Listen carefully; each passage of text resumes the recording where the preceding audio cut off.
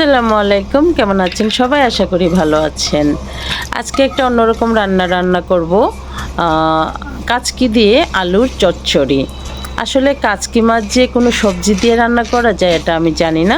আমি সবসময় কাচকিটা শুধুই কাচকি রান্না করি আর কাচকি ফ্রাই করি। তো বাইরে যখন কোথাও যাই তো মাছ খেতে চাইলে কাচকিটাকেই প্রিফেয়ার করি, আসলে সস্তায় খাওয়া যায়। তো দেখি যে কাচকি মাছ হোটেলে আলু দিয়ে রান্না করে, তো আমিও ভাবলাম যে আজকে আমিও আলু দিয়ে রান্না করি। তো রেসিপিটা আপনাদের সাথে শেয়ার করলাম।